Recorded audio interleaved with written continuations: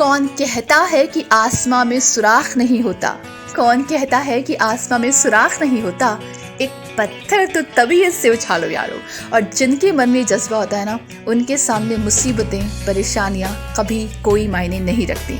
हम में से हर किसी के जीवन में कठिनाइयां आती ही आती हैं और उस दौर में हम इतने कमज़ोर हो जाते हैं कि उनसे लड़ने से पहले ही हार मान लेते हैं। लेकिन जहां हम जैसे लोग छोटी छोटी बातों से हताश और परेशान हो जाते हैं, वहीं कुछ लोग हर पल ये साबित करते रहते हैं कि असंभव कुछ भी नहीं है। Nothing is impossible. World impossible itself says I am possible। इस जज्बे को न केवल जीते हैं बल्कि लोगों को इसके जरिए सीख और प्रेरणा देते हुए भी दिखाई और सुनाई पड़ते हैं। यूँ तो इस मिसाल को साबित करने वाले कई नाम आपको मिल जाएंगे, लेकिन आज जिनकी सक्सेस स्टोरी लेकर आपके साथ हूँ मैं, वो एक ऐसा शख्स जिसने जब जन्म लिया था तो होश संभालने के बाद पहला ख्याल उसके मन में यही आया था कि आखिर उसका जन्म हुआ क्यों है, क्या उद्देश्य है उसकी लाइफ का।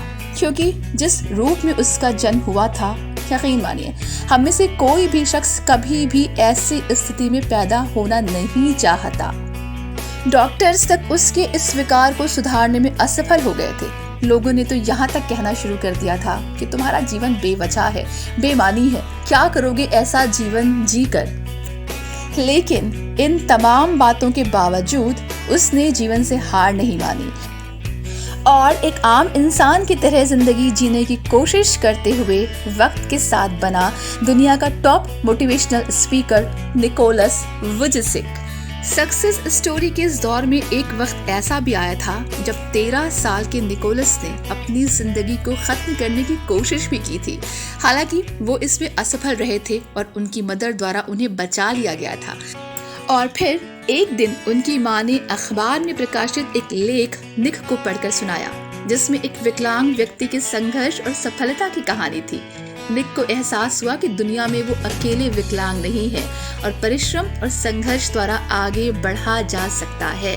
और जब ये विचार उनके मन में आया तो इस विचार ने उनके जीवन की दिशा और दशा दोनों ही बदल दी।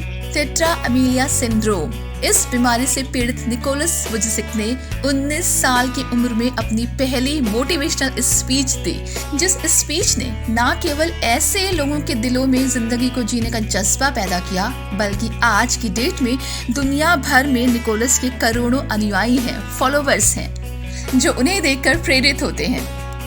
मजे की बात ये कि एक सामान्य इंसान की तरह ही निक गोल्फ और फुटबॉल खेलते हैं, फिशिंग, पेंटिंग और स्विमिंग का शौक भी रखते हैं और तो और एक अच्छे लेखक और संगीतकार भी हैं। जहां ऐसी स्थितियों में इंसान हार मान लेता है, निक ने उस हार को ही हरा दिया और टॉप मोटिवेशनल स्पीकर बनते हुए सैकड़ों अवार्ड्स भी अपने नाम कर चुके हैं अब तक निकोलस वुजिसिक। अब यहाँ तमाम सारे अवार्ड्स हासिल करने के पीछे का मोटिव अकॉर्डिंग टू वुजिसिक खुद को जिताना या फिर टॉप मोटिवेशनल स्पीकर बनकर साबित होना नहीं, बल्कि उनके अंदर उस आस को पैदा करना है जो किसी दौर में हालातों से हार मानकर जिंदगी को खत्म करने तक की प्लानिंग कर बैठते हैं। 4 दिसंबर 1982 को ऑस्ट्रेलिया मेलबोर्न में जन्मे निक का ये मानना है कि अगर आपके साथ चमत्कार नहीं हो सकता तो आप खुद एक चमत्कार बन जाइए।